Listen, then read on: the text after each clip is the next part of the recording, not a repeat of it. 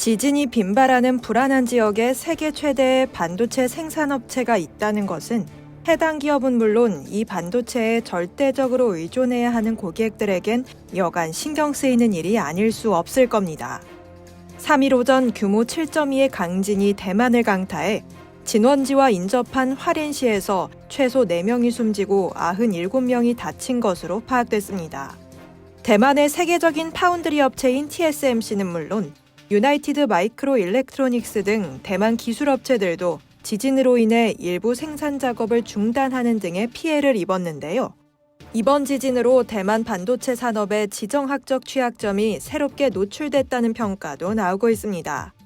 대만 중앙기상서는 이날 오전 8시 58분께 대만 동부 해안에서 규모 7.2의 강진이 발생했다고 발표했습니다.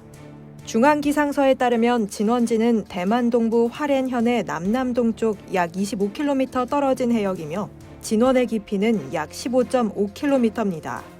이번 지진은 1999년 이후 대만에서 발생한 가장 큰 규모의 지진이며 수도 타이베이에서도 진동이 느껴졌습니다. 미국 CNBC에 따르면 TSMC 대변인은 직원 안전을 보장하기 위해 회사 절차에 따라 일부 팹을 대피시켰다고 밝혔습니다. 이어 현재 안전 시스템이 정상적으로 작동하고 있으며 이번 강진 영향에 대한 세부 사항을 확인 중이라고 덧붙였는데요.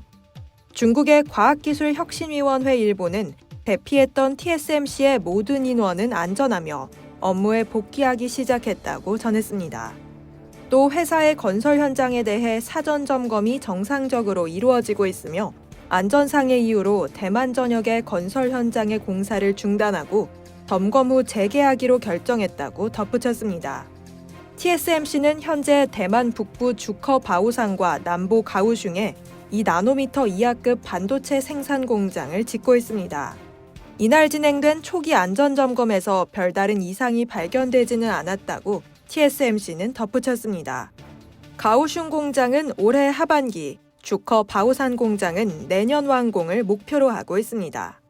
블룸버그 통신에 따르면 대만 제2의 파운드리 업체인 유나이티드 마이크로 일렉트로닉스도 일부 공장의 기계를 정지하고 신주와 타이난 허브의 특정 시설을 대피시켰다고 밝혔습니다. TSMC부터 반도체 패키징 회사인 ASE 테크놀로지 홀딩까지 대만 기업들은 아주 작은 흔들림에도 취약한 반도체 장비를 만들고 조립합니다. 단 한 번의 진동으로 정밀하게 만들어진 반도체 전체가 파괴될 수 있어 지진은 이들에게 가장 큰 위험 요소입니다. 그간 중국의 대만 위협 등 정치적인 문제가 대만 반도체 산업의 최대 약점으로 꼽혔지만 대만은 스마트폰과 인공지능에 쓰이는 전 세계 최첨단 반도체의 약 80%를 생산해 대만의 경제적 가치를 높이는 전략으로 대응해왔습니다. 그러나 자연재해인 이번 지진은 불가항력적인 것으로 대응책 마련에 한계가 있습니다. 블룸버그는 2개의 지각판이 교차하는 지점에 자리 잡은 대만에 세계 첨단 반도체 생산이 집중되는 점을 업계와 각국 정부가 우려해왔다고 지적했습니다. TSMC 화롄 팹은 2022년에도 6.6의 강진으로 가동이 중단된 바 있습니다.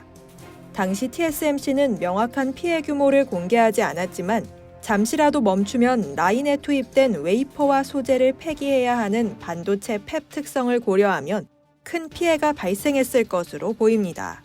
업계 관계자는 TSMC는 이미지 손상을 우려해 피해 규모를 공개하지 않았지만 중단됐던 공정을 재가동하는 데에는 비용이 만만치 않을 것이라고 말했습니다. 반도체 부활을 노리는 일본 역시 지진이 가장 큰 위험 요소인데요. 지난 1월 주요 반도체 시설이 밀집된 일본 북부 연안 이시카와현 지역에 규모 7.6의 강진이 발생해 일부 공장 가동이 중단되기도 했습니다.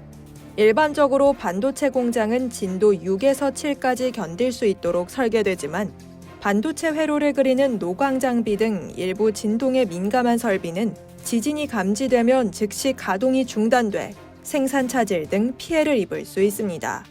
이상 여의도튜브였습니다.